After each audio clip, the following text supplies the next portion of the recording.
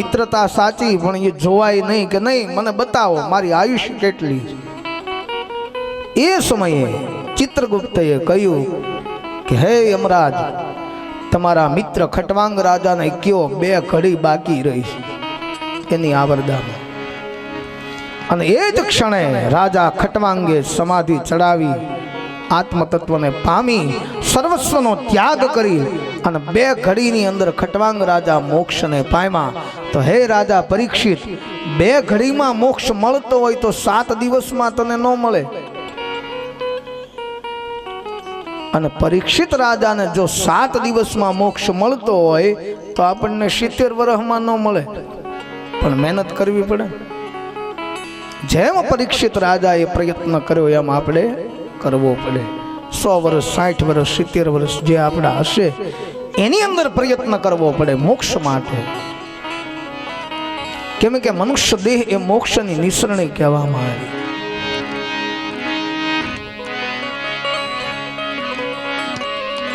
આપણે ત્યાં કીર્તનમાં એવું ગાય છે, હે તમે ભાવે ભજી લ્યો ભગવાન, જીવન થોડું રહ્યું। તમે ભાવે ભજી લ્યો ભગવાન, જીવન થોડું રહ્યું। હે તમે ભાવે ભજી લ્યો ભગવાન, જીવન થોડું રહ્યું। તમે ભાવે ભજી લ્યો ભગવાન, જીવન થોડું રહ્યું। હે કંઈક આત્માનું કરજો કલ્યાણ, જીવન થોડું રહ્યું। કંઈક આત્માનું કરજો કલ્યાણ, જીવન થોડું રહ્યું। હે આમ આળસમાં દીન બધા વીતી જાશે, આમ આળસમાં દીન બધા વીતી જાશે। પછી ઓચિંતા જમનું તેડું થાશે।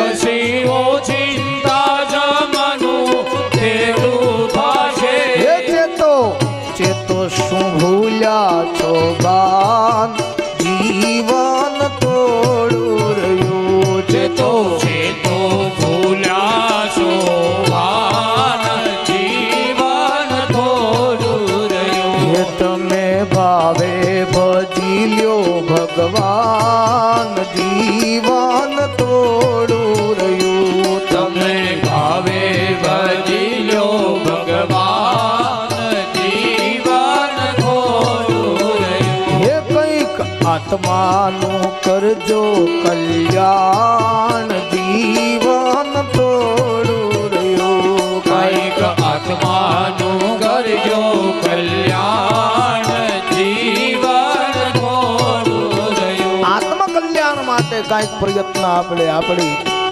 આયુષ્યની અંદર કરવો પડે। જીવનમાં ધર્મનું નિરૂપણ કરી, ધર્મનું ધ્યાન ધરી, ભગવાનના શરણનો આશ્રય કરી ભવસાગર તરવા માટે પ્રયત્ન કરવો પડે। હે રાજા પરીક્ષિત કહેવા લાગ્યા કે બાપજી આપ મને માર્ગ બતાવો। એ સમયે સુખદેવજીએ કહ્યું કે રાજન, ભગવાનનું વર્ણન તો તારી આગળ હું શું કરું, પણ ઈશ્વર એ અનંત છે, એની કથા એ પણ અનંત છે। હે રાજન, આટલી સૃષ્ટિ, આ બ્રહ્માંડ, આ સમુદ્રો, આ પર્વતો, આ બધું જ ભગવાન નારાયણના એક પગની અંદર સમાયેલું છે। તો આખો નારાયણ કવડો હશે? એક પગની અંદર ભગવાનમાં સમાયેલું છે। વિરાટની ઝાંખી કેવડી હશે? સુખદેવજી કહે, હે રાજન, જો તારે તરવું હોય તો સાંભળ, કામનાની પૂર્તિ કરનારા દેવતાઓના નામ હું તને દઉં છું। એ સમયે સુખદેવજીએ કહ્યું કે બ્રહ્મતેજની ઈચ્છાવાળા હોય એને બૃહસ્પતિની પૂજા કરવી, સંતાનની ઈચ્છાવાળાએ પ્રજાપતિની પૂજા કરવી, લક્ષ્મીની ઈચ્છાવાળા હોય માયાદેવીની પૂજા કરવી, તેજ જોઈતો હોય તો અગ્નિનારાયણ, ધન જોઈતો હોય તો વસુ, વીરતા જોઈતી હોય તો રુદ્રદેવ, અન્ન માટે અદિતિ, સ્વર્ગની પ્રાપ્તિ માટે અદિતિના પુત્ર દેવતાઓ, પુષ્ટિ જોઈતી હોય તો પૃથ્વીની પૂજા, સૌંદર્ય માટે ગંધર્વની પૂજા, યશ માટે યજ્ઞ પુરુષ, વધારે ધન માટે વરુણદેવ, વિદ્યા માટે મહાદેવ શંકર અને ધનના ઉપાર્જન માટે ભગવાન વિષ્ણુ. હે રાજન, બળ માટે મરુદગણ, ભોગ માટે ચંદ્રમા, નિષ્કામતા પ્રાપ્ત કરવા માટે પરમ પુરુષ નારાયણનું આરાધન કરવું. જે દેવતાઓ કામનાઓની પૂર્તિ કરે છે. પણ હે રાજન, અકામ સર્વ કામો વા મોક્ષ કામો ઉદારક્ષી તીવ્રેણ ભક્તિ યોગેન યચતે પુરુષમ. તીવ્ર ભક્તિ દ્વારા ભગવાન પરમ પુરુષ પરમાત્માની પ્રાપ્તિ થાય છે. માટે હે રાજન, દિવ્ય ભક્તિ જ આત્માનો ઉદ્ધાર કરે છે. અને પછી ભક્તિ નિષ્કામ ભક્તિ હોવી જોઈએ. ધર્મ અર્થ માટે, ઘણા અર્થ માટે ભક્તિ કરે. અર્થ એટલે ધન સંપત્તિ, એના માટે ઘણા ભક્તિ કરે. હવે ઘણાની માન્યતા એવી છે કે આપણે વધારે ધાર્મિક રહીએ તો વધારે ધન મળે. પણ ધાર્મિકતાને અને ધનને કાંઈ લેવા દેવા નથી. સંપત્તિ છે એ ધર્મ માટે હોય છે, ધર્મ સંપત્તિ માટે નહીં. હવે અત્યારે તો આ લોકો ધર્મથી સંપત્તિ ભેગી કરે, ધર્મના નામથી. નહીતર ધર્મના નામ ઉપર સંપત્તિનો ઉપયોગ કરવાનો હોય, એની જગ્યાએ સંપત્તિ મેળવવા માટે ધર્મનો ઉપયોગ થાય છે. ઉલટું કરી નાખે. તો ભગવાન સુખદેવજીએ કહ્યું, રાજન, જેણે આ ભગવાનની કથા સાંભળી નથી એ કાન નથી, સર્પને રહેવાના દર છે. જે જીભે હરિનું નામ સ્મરણ નથી થયું એ જીભ દેડકાની જીભ સમાન છે. જે હાથ સત્કર્મ નથી કરતા એ મરદાના હાથ સમાન છે. અને જે પગ ચાલીને તીર્થમાં નથી જતા. હે રાજન, જે નહીં હરી કથા સુની નહીં કાના, નહીં હરી કથા સુની નહીં કાના, નહીં હરી કથા સુની નહીં કાના, નહીં હરી કથા સુની નહીં કાના.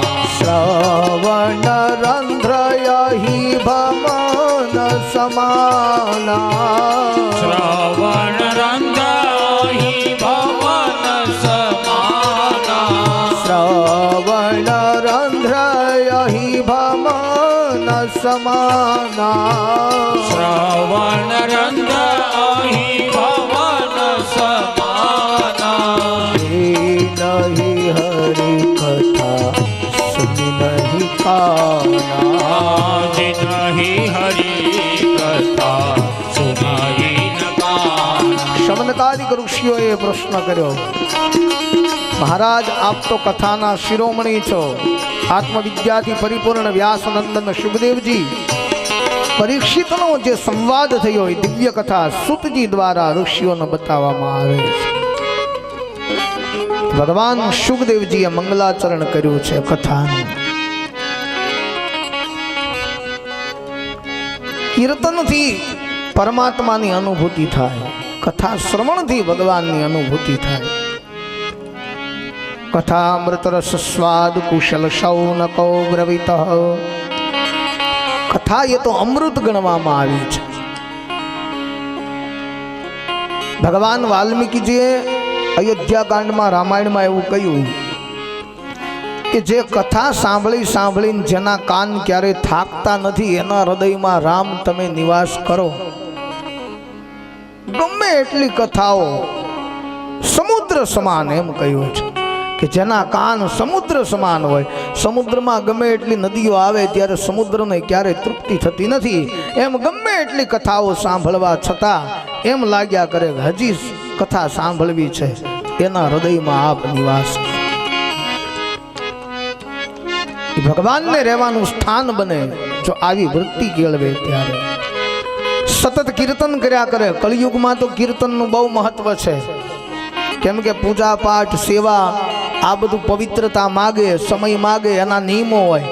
સેવા પૂજા કરતા હોય તો સમયસર ઉઠવું જોઈએ, સ્નાન આદિ ક્રિયા કરવી જોઈએ, પવિત્ર થવું જોઈએ, શુદ્ધ બનવું જોઈએ, અને પછી ભગવાનની પૂજા આપણે કરી શકીએ. પણ કીર્તન કરવામાં ગમે ત્યારે થઈ શકે. કળિયુગમાં કેવલ કીર્તનથી પરમાત્મા મળે. સેવા પૂજા પાઠ કરતા હો તો કરજો અને કરવું જોઈએ, પણ કીર્તન એનાથી ભગવાનની પ્રાપ્તિ થાય. શ્રી રામ જય રામ જય જય રામ જય જય રામ જય જય રામ. શ્રી રામ જય રામ જય જય રામ જય જય રામ જય જય રામ. શ્રી રામ જય રામ જય જય રામ જય જય રામ જય જય રામ. શ્રી રામ જય રામ જય જય રામ જય જય રામ જય જય રામ. શ્રી રામ જય રામ જય જય રામ જય જય રામ. શ્રી રામ જય રામ જય જય રામ જય જય રામ. શ્રી રામ જય રામ જય જય રામ જય જય રામ. શ્રી રામ જય રામ જય જય રામ જય જય રામ. શ્રી રામ જય રામ જય જય રામ જય જય રામ. રામ જય રામ જય જય રામ જય જય રામ. શ્રી રામ જય રામ જય જય રામ જય જય રામ જય જય રામ. શ્રી રામ જય રામ જય જય રામ જય જય રામ જય જય રામ.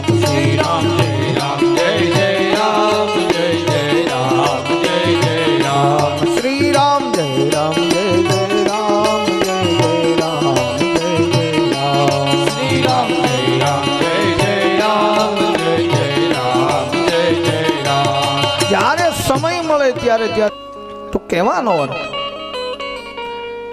કે માનવ જાણે હું કરું કરતલ બીજો કોઈ, આદરા અધવચ રહે હરિ કરે તો હોય. પણ સદગુણ સંપન્ન પુરુષ છે એને એની ખબર હોય છે, એનો અણસાર એને આવે છે કે આવી ઘટના કદાચ ઘટે એવો સંકેત ઈ આપણને બતાવે, પણ ત્યારે આપણે એને સમજી શકતા નથી. હવે ત્યારે અમને કોઈને આવી ખબર હતી તો આ ઘટના ભગવાન સુખદેવજી એમ કહ્યું, નારાયણમ પરા વેદા નારાયણમ પરા દેવા નારાયણમ પરા લોકા નારાયણમ પરા મખા. નારાયણ પરો યોગો નારાયણ પરા તપ નારાયણમ પરમ જ્ઞાનમ નારાયણમ પરમ ગતિ. બધું જ નારાયણને આધીન છે, એના શરણે છે. વેદ પણ નારાયણને પામવા માટે પ્રતિપાદન કરવામાં આવ્યા છે. તપ પણ નારાયણની પ્રાપ્તિ માટે છે, જ્ઞાન પણ નારાયણની પ્રાપ્તિ માટે છે, ભક્તિ પણ નારાયણની પ્રાપ્તિ માટે છે, ગતિ પણ નારાયણ જ આપી શકે છે. તો પરમાત્મા તો નિર્ગુણ અને અનંત છે, પણ સગુણ બની અને સત્ય પુરુષના કર્તવ્યને પાલન કરે છે, સગુણ બને છે. ભગવાન નારાયણ જ્યારે જ્યારે જરૂર પડે ત્યારે કોઈ ભક્ત માટે ભગવાન કોઈનું કોઈ રૂપ લઈને પધારે છે, ભક્તની ઈચ્છાની પૂર્તિ કરવા માટે. હવે આપણે વ્યાખ્યાનો જોઈએ તો એમાં ગોરા કુંભારે ભગવાનને યાદ કર્યા ત્યારે ભગવાન એને ગારિયા કચરવા માટે આવ્યા. દાસી જીવન દલિત સમાજ ઘોઘાવદર ગોંડલની બાજુમાં. હવે એ ભગવાનની એવી ભક્તિ એણે કરી પોતે કે પુરુષ હોવા છતાં સ્ત્રીનો પોશાક પહેરે અને ભગવાન કૃષ્ણના સાનિધ્યમાં એવું કહે કે પ્રભુ હું તમારી દાસી છું. એવી ભક્તિ એણે કરી. ભગવાનને આવવું પડે, એમાં કાંઈ જ્ઞાતિ જાતિ હોતી નથી. એને તો ઊંચ નીચ જ્ઞાની કે અજ્ઞાની એને કાંઈ લેવા દેવા નથી. ભગવાનને તો એની ઉપર પ્રેમ કોનો કેટલો છે, નિષ્ઠા કેટલી છે એના માટે ભગવાન છે. પછી અજ્ઞાન હોય તોય ભલે, ભણેલા હોય તોય ભલે, અભણ હોય તોય ભલે, ભક્તિ તો ગમે એ કરી શકે. આ નકરે આપણને એમ લાગે કે 10 ભણ્યા હોત તો ભક્તિ કરે. હવે આમાં ભણતર તો કાંઈ આવતું નથી. ગમે ઈ કરી શકે. એ મારી બુડતી બેડીનો તારણહાર શામળિયો લેલેરી કરજે વાર રે શામળિયા.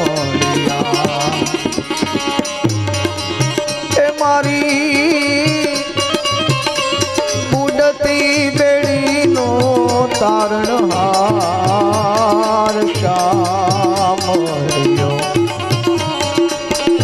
લેલેરી કરજે વાર રે શામળિયા લેલેરી કરજે વાર રે શામ. સુંદર મજાની દિવ્ય સ્તુતિ ભગવાનનું ભજન કરીને પરમ પદને પામ્યા. તો ઈશ્વર કોઈને કોઈ રૂપે અહીંયા પધારે છે. નરસિંહ મહેતા જુનાગઢમાં હાથમાં કડતાલ લઈ પગમાં ઘૂંઘરું બાંધીને ભગવાનનું આરાધન દામાકુંડને કિનારે કરે. 52 વખત ભગવાન આવ્યા. કેટલી વખત? 52 વખત આવ્યા. જ્યારે જ્યારે મહેતાજીએ બોલાવ્યા ત્યારે એવી રીતે જુનાગઢની ભૂમિ ઉપર પરમાત્મા 52 વખત પધાર્યા. નરસિંહ મહેતા કેદારો ગાય ને ભગવાન પધારે. હવે એ તો ખાલી કડતાલ લઈને કેદારો ગાતા, તોય ભગવાન આવીને પૂછતા કે મહેતાજી અમારી જેવું કઈ કામ બતાવો. અને નરસિંહ મહેતાના અનેક કામ ભગવાને કર્યા. હવે અમે એના કરતા સરસ કેદારો આ સંગીતમાં ગાઈ, પણ અમને કોઈ દી આવીને પૂછ્યું નહીં કાંઈ કેવા હોય તો. કેમ કે આ કેદારો તો અલગ છે ને એ અલગ છે. આર્તનાદનો કેદારો. દર્શન દ્યો ઘન શ્યામનાથ મોરી અખિયા પ્યાસી રે. દર્શન દો ઘન શ્યામનાથ મોરી અખિયા પ્યાસી રે. દ્વાર દયા કા જબ તું ખોલે पंचम सुर में गूंगा बोले. द्वार दया का जब तू खोले पंचम सुर में गूंगा बोले. अंधा देखे लंगड़ा चल कर, अंधा देखे लंगड़ा चल कर काशी रे.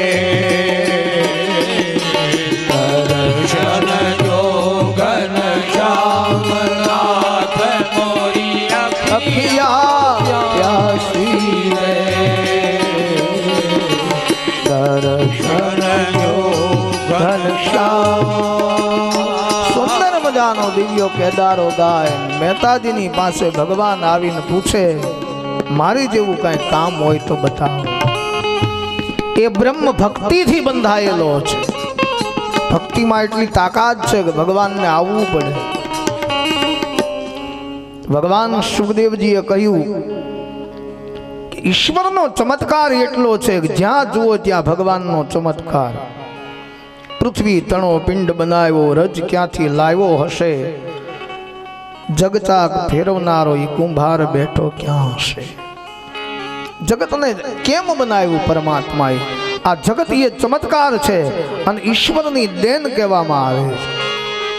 પ્રભુ પરમાત્મા નારાયણ એની કળાને કોણ પામી શકે? ઈશ્વરની કળા એ અમાપ છે, કોઈ પામી ન શકે એનો પાર.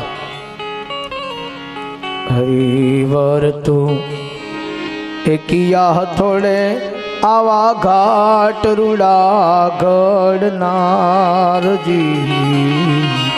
હરિવર તો કિયા હથોડે આવા ઘાટ રૂડા ઘડનારજી. બાળકને એના માત પિતાની ક્યાંથી આવે અણસાર. આવી તારી કળા પરમ પારજી કળાયા પરમ પાર જેનો ભાઈ પામે નહીં કોઈ પાર આવી તારી કળા અપરમ પાર માખો એ વડ સંકેલ્યો એના મૂળ ઊંડા મોરારજી અણુમાખો વડ સંકેલ્યો એના મૂળ ઊંડા મોરારજી પણ મોરના ઈંડામાં એ રંગ પ્રભુજી કેમ પૂરો કીર્તાર આવી તારી કળા પરમ પાર ઈશ્વરની કળા પાર કોણ પામી છે ભગવાન પરીક્ષિતના પ્રશ્નો સુખદેવજી કહેવા લાગ્યા પરીક્ષિતે પ્રશ્ન કર્યા હે પરમાત્મા આ બ્રહ્માંડનું અંદરથી અને બહારથી પરિણામ માપ શું હોય એ મને બતાવો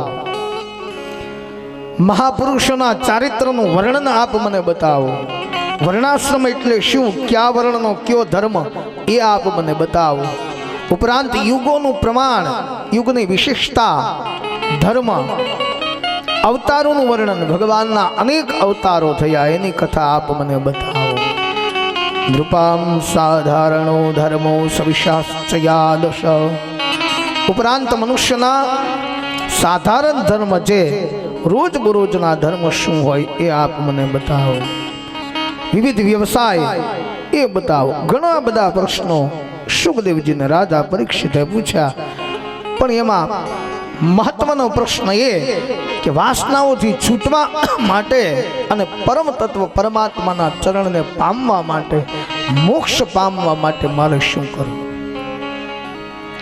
સુખદેવજીને પૂછ્યું ત્યારે સુખદેવજીએ દિવ્ય શબ્દોથી ભગવાન નારાયણને વંદના કરી અને સુંદર દિવ્ય કથાનો ચતુશ્લોકી ભાગવત પહેલા બતાવવામાં આવ્યો અહમેવા સમેવાગ્રે નાન્યદામ યત સતસતંબરમ પંચાદહમ યદેતશ્ચ યોગા શિષ્યત સોમ્યહમ ઋતેયર્ધમ યત પ્રતિવેનઃ પ્રતિયેન ચાત્મવૈ તદિદ્રાત્માનો માયા યથા ભાસો યથા તમે તો મન અને વાણીથી પર એવા પરમાત્માના શરણનો આશ્રય કરવા ઈચ્છો છો પણ હે રાજન આ ભગવાનની માયા વ્યાપેલી છે ભગવાન સુખદેવજીએ કહ્યું અંધકારને લીધે દોરડું સર્પ લાગે એમ હે રાજન આ માયાનો અંધકાર જ્યાં સુધી આપણને હોય હૃદયમાં ત્યાં સુધી આ બધો સંસાર સાચો લાગે અને બનાવનારો ઈશ્વર આપણને ખોટો લાગે આ જગત સાચું લાગે કેમ કે અંધકાર છે આપણામાં એટલા માટે પણ હૃદયની અંદર જો પ્રકાશ પડે તો હે રાજન પરમ તત્વને તમે ઓળખી શકો અને જગતના નાથને તમે પામી શકો હે રાજન પણ આમાંથી કોઈ વ્યક્તિ કોઈ વિરલાઓ એવા હોય છે કે જે ઈશ્વરની અનુભૂતિ કરી શકે ઈશ્વરને પામી શકે બાકી તો ખરા સમયે બધા નીકળી જાય સતી તોરલે એવું કહ્યું હતું જેસલને એ હીરા રણમાં ઓરાય એ માથે પડે ઘણ કે રાઘા એ ફૂટે તો ફટકિયા કેવાય ખરાની તો ખરે ખબર્યું આવો ને જે સલરાય આપણે પ્રેમ થકી મળીએ રેજી પૂરા સંત હોય ત્યાં ફળીએ રે પણ જેસલજીને સતી તોરલે એમ કહ્યું કે જેસલ કરી લે એ વિચાર માથે જમકે રોમાર એ સપના જેવો છે સંસાર તોળી રાણી કરે છે પુકાર આવો ને જે સલરાય આપને પ્રેમા થકી મળીએ પૂરા સંત હોય ત્યાં ભળીએ અનેક પ્રકારના પાપથી ઘેરાયેલો જેસલ કેટલા પાપાચાર કર્યા. વ્યાખ્યાનમાં એવું કહ્યું છે ઇતિહાસમાં કે 240 વરરાજા એવા હતા કે જે પરણવા માંડવે જાતા એને પહોંચવા નહોતા દીધા, એને રસ્તામાં માર્યા. આવા અનેક કર્મો જેસલના, ત્યાં સુધી કે સગા બેન ભાણેજને પણ જેસલે છોડ્યા નહીં. એટલો પાપાચાર. ગૌધન તરસ્યા વાળા ડુંગરે દાવ લગાડ્યા. કાળનો કાળ જેસલ. પણ એ જેસલે જ્યારે સતીનું શરણું સ્વીકાર્યું ત્યારે એનો એ જ જેટલો પાપી જેસલ એટલો પવિત્ર બન્યો. સાસઠિયા દરબાર પાસેથી જ્ઞાન પ્રાપ્ત કરી સતી તોરલ અર્પણ ધ્યાન, તોરલ દ્વારા જેસલ ભવસાગર તરી. ભગવાન નારાયણનું વર્ણન કરતા કહ્યું છે, પછી 10 સૃષ્ટિનું વર્ણન બતાવ્યું. જગતની ઉત્પત્તિ, સૃષ્ટિની ઉત્પત્તિ, એની દિવ્ય કથા શુકદેવજી દ્વારા રાજા પરીક્ષિતને કહેવામાં આવી કે હે રાજન, ભગવાને જ્યારે પૃથ્વીનો પ્રલય કર્યો ત્યારે પૃથ્વી રસાતળની અંદર જતી રહી અને પછી ભગવાન એકવાર સૃષ્ટિનું સર્જન કરવાની ઈચ્છા જાગી. એ સમયે નાભીમાંથી કમળને ઉત્પન્ન કર્યું. કમળની અંદર બ્રહ્માજીની ઉત્પત્તિ થઈ. પણ આ બ્રહ્માજીએ વિચાર કર્યો, ચારે બાજુ દ્રષ્ટિ કરી, જળ દેખાયું, ઉપર આકાશ દેખાણું અને બ્રહ્માના મનમાં વિભ્રમ થયો કે મારી ઉત્પત્તિનું કારણ શું, મારા માતા પિતા કોણ, હું કોણ છું. આવું બધું જાણવાની ઈચ્છાથી બ્રહ્માજી સૂક્ષ્મ નાનું રૂપ લઈ અને કમળના પુષ્પની નીચે નાળ આવે એની અંદર પ્રવેશ કર્યો. હજારો વર્ષો વીત્યા, ફર્યા, પણ ક્યાંય છેડો એને જાણવા મળ્યો નહીં. અકળાઈને બ્રહ્માજી મૂળ સ્થાન કમળના પુષ્પ ઉપર આવીને બિરાજમાન થયા. એ સમયે આકાશવાણી થઈ, હે બ્રહ્મા, તપ કરો. ત્યારે બ્રહ્માજીએ કહ્યું, તપ કોનું કરું? ત્યારે ભગવાન દ્વારા કહેવા આવ્યું, ઓમનું તપ કરો, સંવર્તક નામનું તપ. હજારો વર્ષો વીત્યા અને પછી ભગવાન નારાયણ પ્રગટ્યા કે તમારી ઉત્પત્તિ મેં કરી છે. મેં એકવાર આ જગતનો પ્રલય કર્યો, ફરીવાર મારે જગત સર્જન કરવું છે અને તમારી મદદની જરૂર છે. એ સમયે ભગવાન બ્રહ્માજી દ્વારા કહેવામાં આવ્યું કે હે અનંત, તમે જ્યારે પૃથ્વીનો પ્રલય કર્યો ત્યારે પૃથ્વી રસાતળની અંદર ગઈ છે. તો આ જળ ઉપર જીવ સૃષ્ટિ નિર્માણ ન થાય મહારાજ. આપ જો એ સૃષ્ટિને બહાર લાવો, પૃથ્વીને, તો હું એના ઉપર સૃષ્ટિ નિર્માણ કરું. ભગવાન શુકદેવજી કહેવા લાગ્યા. આ રીતે બ્રહ્માજીની વાત સાંભળી અને ભગવાન વરાહ રૂપે સૃષ્ટિને બહાર લાવે, પૃથ્વીને, અને એના ઉપર જીવ સૃષ્ટિ નિર્માણ કરવાનું કાર્ય પરમાત્મા દ્વારા કરવામાં આવે. પણ ભગવાન શુકદેવજી સ્કંદ પરિવર્તન કરે. શૌનકજીએ કહ્યું, ભગવાનના પરમ ભક્ત વિદુરજી પોતાના કુટુંબીઓનો ત્યાગ કરીને તીર્થયાત્રા કરવા ગયા હતા અને મૈત્રી ઋષિને મળ્યા હતા.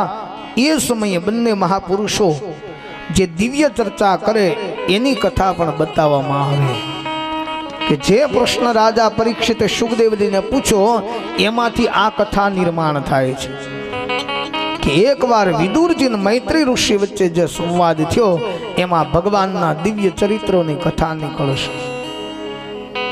આપ સાંભળો હે રાજન. આમ જ્યાં શુકદેવજી બોલે ત્યાં સ્કંદ પરિવર્તન થાય. દ્વિતીય સ્કંદ, બીજો સ્કંદ ભગવાન કૃષ્ણના શરણે સમર્પિત. હરિઓમ તત્સત. કૃષ્ણાર્પણમસ્તુ. શ્રી દ્વારિકાધીશ કી જય. શ્રી ગોવર્ધનનાથ કી જય. કાયેન વાચા મનસેન્દ્રિયર્વા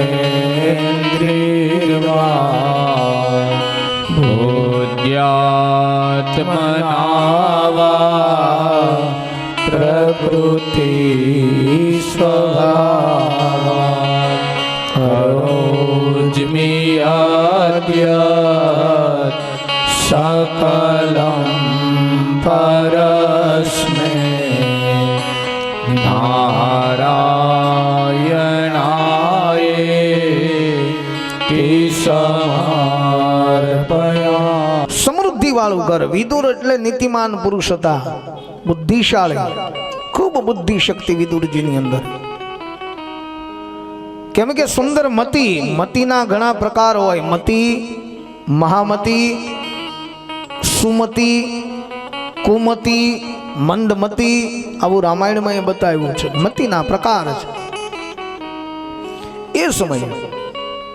કેમ કે રામાયણમાં જે મંથરા આવી અને મંદમતી તુલસીએ કહ્યું કે નામ મંથરા મંદમતી ચેરી કઈ કઈ કેરી અજસ પેટારી તાઈ કરી ગઈ ગિરામતી ભેરી. કઈ કઈ ની બુદ્ધિ ફેરવી મંથરાએ, મંથરાની બુદ્ધિ ફેરવી સરસ્વતીએ.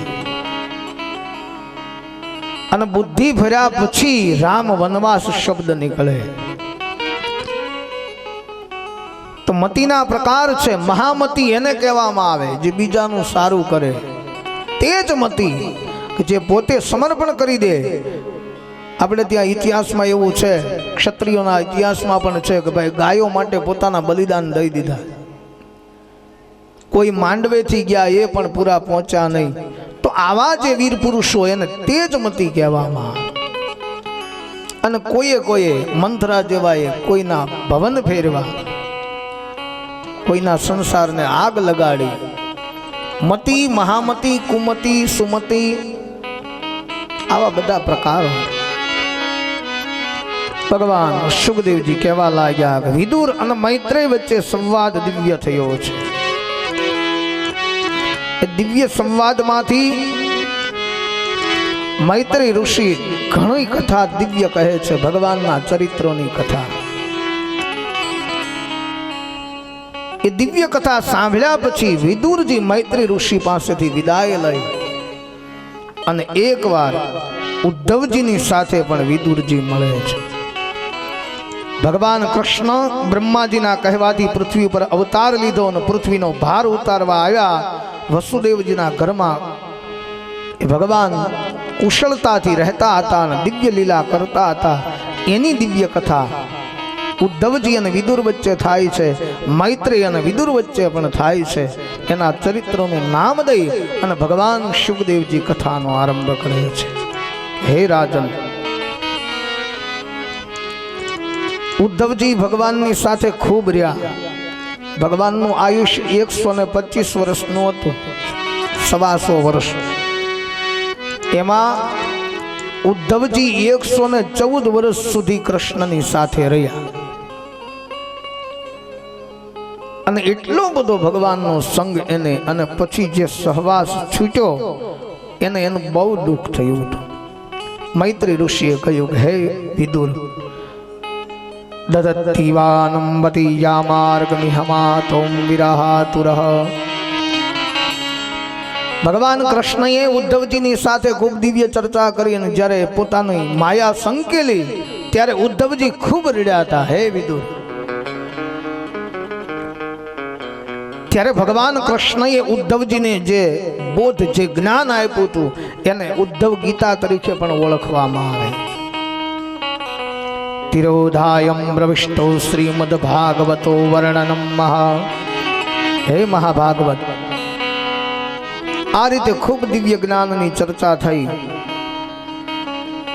અને વિદુરજીને આ રીતે મૈત્રી ઋષિ કથા કહેવા લાગ્યા કે ભગવાન એ તો અનંત છે અને એની દિવ્ય લીલા દ્વારા આ જગતનું સર્જન થયું. અને હે વિદુર, જે કાંઈ ઘટના ઘટી છે એ સમય અને પ્રારબ્ધ વશાત ઘટના ઘટી છે, પણ એ દરેકની પાછળ ઈશ્વરના કંઈક સંકેતો છે. કેમ કે મહાભારતના યુદ્ધમાં આટલો બધો વિજય પાંડવો પ્રાપ્ત ન કરી શકે, આ તો ભગવાનની કૃપા સંપૂર્ણ એના ઉપર હતી એટલે એ પ્રાપ્ત કરી શક્યા. અને બીજું કે હે વિદુર, તમને દાસી પુત્ર કહીને ધૂતકાર્યા છે. આપ દાસી પુત્ર નથી મહારાજ, આપ તો પૂર્વ જન્મની અંદર યમરાજા હતા, પણ શ્રાપને કારણે દાસીની કુખે જન્મ લેવો પડ્યો છે મહારાજ. બાકી આપ દાસી પુત્ર નથી મહારાજ, દેવ છો આપ. મૈત્રી ઋષિએ યાદ અપાવ્યું કે માંડવ્ય શાપત્ર ભગવાનમ પ્રજાસયમો યમઃ ભ્રાતુ ક્ષેત્રે મુનિજાત્વમ. એ મહારાજ, પૂર્વ જન્મની અંદર આપ યમરાજા હતા. એ સમયે એક રાજાનો ખજાનો તોડી અને ચોર ચોરી કરીને જતા રહ્યા. એ સમયે ચોરને પકડવા સિપાહીઓ પાછળ ગયા. ચોર પકડાયા નહીં અને માંડવ્ય ઋષિના આશ્રમની અંદર ધન મૂકીને એ લોકો જતા રહ્યા. પછી સિપાહીઓએ માંડવ્ય ઋષિને પકડી અને રાજસભામાં ઉપસ્થિત કર્યા. અને રાજાએ કાંઈ જોવાનો વિચાર કર્યા વગર સીધી શિક્ષા આપી કે આ મહાત્માને આને શૂળીએ ચડાવી દે. માંડવ્ય ઋષિ પણ એક શબ્દ બોલ્યા નહીં કે હું નિર્દોષ છું. રાજાએ એને પૂછ્યું પણ નહીં. એ સમયે શૂળીએ ચડાવ્યા અને શૂળી તૂટી ગઈ. બીજી વખત બીજી શૂળી ઉપર ચડાવ્યા, એ પણ તૂટી ગઈ. અને ત્રીજી વખત શૂળીએ ચડાવ્યા અને શૂળી તૂટી. રાજા અકળાઈ ગયો, પગ પકડ્યા. હે બ્રાહ્મણ દેવતા, માફ કરો, હું આપને ઓળખી નહીં શક્યો. માંડવ્ય ઋષિએ કહ્યું કે રાજા, એક બાજુ વયો જા, તને મારે કાંઈ નથી કહેવું. મારે આ પ્રશ્ન યમરાજાને કરવો છે કે મેં એવા ક્યાં પાપ કર્યા કે મારે 3 વખત શૂળીએ ચડવું પડ્યું. એકદમ ઝપટ મારી યમના દરબારમાં માંડવ્ય ઋષિ પહોંચ્યા. યમરાજા પણ ભયભીત બન્યા. ત્યારે માંડવ્ય ઋષિએ પ્રશ્ન કર્યો કે હે રાજા યમરાજ, મને બતાય, મેં એવા ક્યાં પાપ કર્યા કે મારે 3 વખત શૂળીએ ચડવું પડ્યું? યમરાજા ગભરાયા. એણે કહ્યું કે મહારાજ, આપની 3 વર્ષની ઉંમર હતી ત્યારે આપે પતંગિયાને 3 વખત શૂળ ભોંકી, એના પરિણામે તમારે શૂળીએ ચડવું પડ્યું. અન માંડવ્ય ઋષિ ક્રોધમાં આવીને કહેવા લાગ્યા, હે મૂર્ખ યમરાજ, તને ખબર નથી, 5 વર્ષનું બાળક થાય ત્યાં સુધી એને કર્મ લાગતું નથી, તો તું 3 વર્ષની વાત કરે? સૃષ્ટિનો નિયમ છે, 5 વર્ષનું બાળક થાય ને ત્યાં સુધી પાપ કરે એ એના માત પિતાના ખાતામાં જમા થાય. પાછું એવું ન માનતા કે એને છૂટ આપી દે, ભલે કર્મ કરે એને લાગતું નથી. અજ્ઞાનતામાં જે કર્મ કરે એ બધું માત પિતાને લાગે. યમરાજા અકળાયા. પછી માંડવ્ય ઋષિએ યમરાજાને શ્રાપ આપ્યો કે આ ન્યાય તમે ખોટો કર્યો છે, માટે હું શ્રાપ આપું છું કે પૃથ્વી ઉપર તમારે દાસીની કુખે જન્મ લેવો પડશે મહારાજ. એટલે હે વિદુરજી, આપ પૂર્વ અવતારમાં યમદેવ હતા. દેવયોની છોડી એક ઋષિઓના શ્રાપને લીધે આપ વિદુર બનીને આવ્યા છો મહારાજ. આપ તો દેવ છો મહારાજ. વિદુરજીને આ રીતે દિવ્ય સંવાદ થયો છે. હે પ્રભુ, મૈત્રી ઋષિ કહેવા લાગ્યા, મૈત્રી ઋષિને વિદુરજી કહેવા લાગ્યા કે સુખાયમ કર્માણી કરોતિ લોકે નતે સુખમ કાદ દુઃખપાયમ. આ સંસારની અંદર લોકો સુખની પ્રાપ્તિ માટે જ કર્મ કરે છે. કર્મ કરવા પાછળ હેતુ પ્રત્યેક મનુષ્યનો સુખનો જ હોય છે, પણ ક્યારે આત્મકલ્યાણ માટે કોઈ કર્મ મનુષ્ય કરતો નથી. સુખ પ્રાપ્ત કરવું છે, દુઃખ કોઈને જોતું નથી. પણ સુખ અને દુઃખ બંને જોડાયેલા તત્વો છે, એક આવે એટલે બીજું આવશે. 5-10 વર્ષ વહેલા મોડું આવે, બાકી એક આવે એટલે બીજું આવે. આ બંને જોડાયેલા તત્વો છે. તડકો ને છાંયો એવી આપણી ભાષામાં આપણે કહીએ. તો વિદુરજીને મૈત્રી ઋષિએ કહ્યું કે હે વિદુર, આપ તો જાણો છો, જ્ઞાની પુરુષ છો, સુખ અને દુઃખ એ સમાનતા છે મહારાજ. પણ અજ્ઞાનતાને લીધે આ બધા ભ્રમનો ફેલાવો આપણને થાય છે. પણ મહારાજ, હવે હું આપને સૃષ્ટિની ઉત્પત્તિની દિવ્ય કથા કહું છું. મૈત્રીજી કહેવા લાગ્યા કે 23 તત્વો ભગવાન દ્વારા નિર્માણ કરવામાં આવ્યા. મહતત્વ અહંકાર 3 પ્રકારનો, કર્મેન્દ્રિય 5, જ્ઞાનેન્દ્રિય, ભૂત, પૃથ્વી, જળ, આકાશ, વાયુ, તેજ, તન્માત્રા, ગંધ, રસ, શબ્દ, સ્પર્શ, રૂપ અને મન.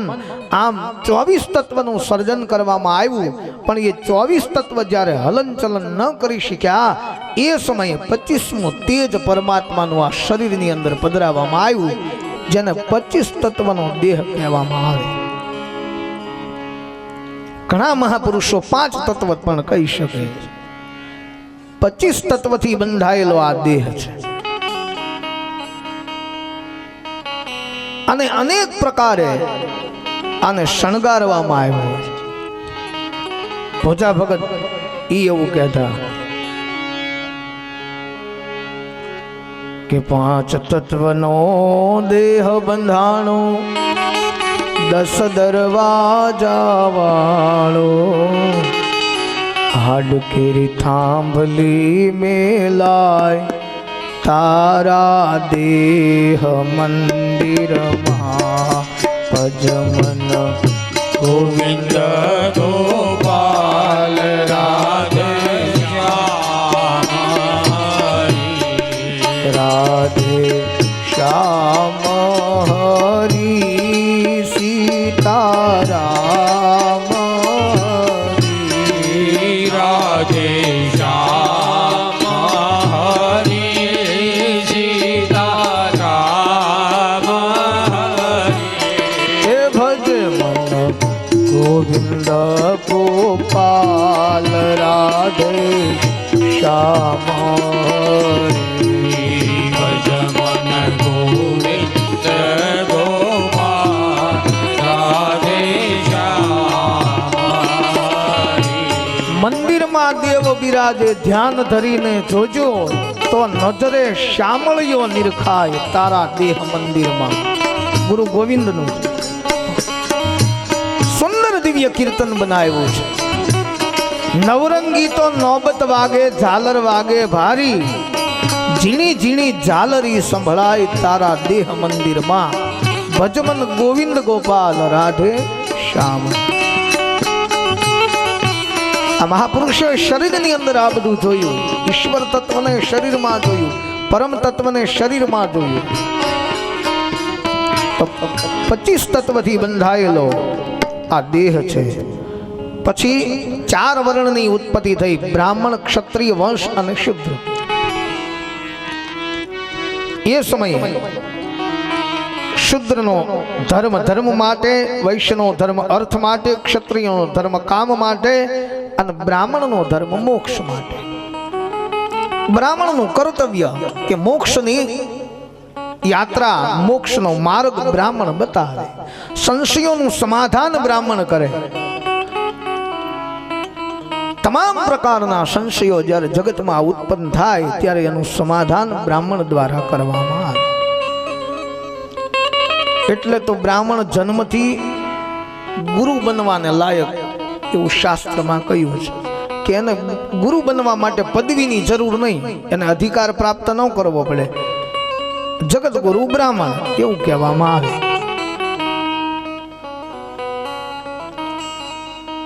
પછી ક્ષત્રિયનો ધર્મ છે પ્રજાનું પાલન કરવાનું. વૈશ્યનો ધર્મ. આ બધાના ધર્મ બતાવ્યા છે ભાગવતની અંદર. 10વિધ સૃષ્ટિ નિર્માણ થઈ. 10 પ્રકારની સૃષ્ટિ ભગવાન નારાયણે નિર્માણ કરી. પ્રથમ સૃષ્ટિ મહત્વની બનેલી, બીજી સૃષ્ટિ અહંકારથી, ત્રીજી સૃષ્ટિ સર્ગાની બનેલી, ચોથી સૃષ્ટિ જે છે ઇન્દ્રિયોથી બનેલી, પાંચમી સૃષ્ટિ સાત્વિક અહંકાર, 10મી તામસ, આવી રીતે 10 વિધ સૃષ્ટિ, વૈદુત સૃષ્ટિ કહેવામાં આવે, વનસ્પતિ સૃષ્ટિ, મોહક સૃષ્ટિ, 10 પ્રકારની સૃષ્ટિ ભગવાન. અને પછી કાળ સમયનું માપ બતાવવામાં આવ્યું કે માણસ એકવાર આંખ બંધ કરીને ઉઘાડે તો એને 1 નિમિષ કહેવાય, 18 નિમિષને કાષ્ટા કહેવાય, 30 કાષ્ટાને મિનિટ કહેવાય, 60 મિનિટને કલાક કહેવાય, 12 કલાકને દિવસ કહેવાય, 24 કલાકને દિવસ રાત્રિ કહેવાય, 360 દિવસ વીતે તો વર્ષ કહેવાય. આ કાળ અને સમયની ગણના બતાવે. નક્ષત્રો, ગ્રહમંડળો, તારાઓ, ઘણું બધું ભગવાન દ્વારા નિર્માણ થયું છે. પછી કલિયુગના વર્ષો દેવતાઓના માપ પ્રમાણે 12,000 વર્ષ, દ્વાપર યુગના 24, ત્રેતાના 36 અને સતયુગના 48. પણ એ વર્ષો દેવતાઓના વર્ષના માપ પ્રમાણે બતાવવામાં આવ્યા. માનવીના વર્ષ પ્રમાણે ગણીએ તો કલિયુગના 4,32,000 વર્ષ છે. એમાંથી કલિયુગના ખાલી 5,500 વર્ષ વીત્યા. આખો કલિયુગ હજી બાકી છે. આ કાળ અને સમયની ગણના ભગવાન સુખદેવજી કહેવા લાગ્યા કે હે રાજા, પછી માનવી સૃષ્ટિ બ્રહ્માજી દ્વારા ઉત્પન્ન થઈ. એમાં પ્રથમ ઋષિ મુનિઓ બ્રાહ્મણોની ઉત્પત્તિ થઈ, દક્ષ પ્રજાપતિની ઉત્પત્તિ થઈ, એના વંશની અંદર કન્યાઓની ઉત્પત્તિ થઈ, કન્યાઓ દ્વારા અનેક રાજા મહારાજાઓની ઉત્પત્તિ થઈ. ભગવાન સુખદેવજી કે આ રીતે માનસી સૃષ્ટિનું નિર્માણ કરવામાં આવ્યું. હે રાજન, મન્યુ મનો મહિષ્ટાનમ મહાનમ શિવઋતુરાજ. પછી બધાના ધર્મો બતાવ્યા. ગૃહસ્થ ધર્મ, વાનપ્રસ્થ ધર્મ. પછી જગતની ઉત્પત્તિ કર્યા પછી પશુઓની ઉત્પત્તિ થઈ. 2 ખરીવાળા, 4 પગવાળા, 6 પગવાળા, આવા પશુઓની, નદીઓની, વનસ્પતિની આ બધી જ ઉત્પત્તિ થઈ. એની કથા બતાવી. પછી સારેગમ વેદની અને સૂરની, સંગીતની ઉત્પત્તિ પણ ભગવાન દ્વારા કરવામાં આવી છે. એમાં 7 સૂરની ઉત્પત્તિ થઈ, જે દિવ્ય સૂર દ્વારા ગાઈ શકાય, એ પણ એના દ્વારા ઉત્પન્ન થઈ. અને પછી મૈથુન સૃષ્ટિ નિર્માણ થઈ. પણ હે રાજન, આ મૈથુન સૃષ્ટિનું નિર્માણ થયા પછી અનેક રાજા મહારાજાઓ થયા. અને એમાં અસુરોની પણ ઉત્પત્તિ થઈ છે કે જે અસુરો માટે પરમાત્મા નારાયણને અવતાર લેવા પડ્યા. પૃથ્વીનો ઉદ્ધાર કરવા માટે શ્રી હરિ નારાયણે વરાહ એવું ભૂંડનું રૂપ લીધું હતું પૃથ્વીનો ઉદ્ધાર કરવા. એની દિવ્ય કથા હું તને કહીશ. પણ રાજન, શા માટે ભગવાનને વરાહ ભૂંડનો અવતાર લેવો પડ્યો?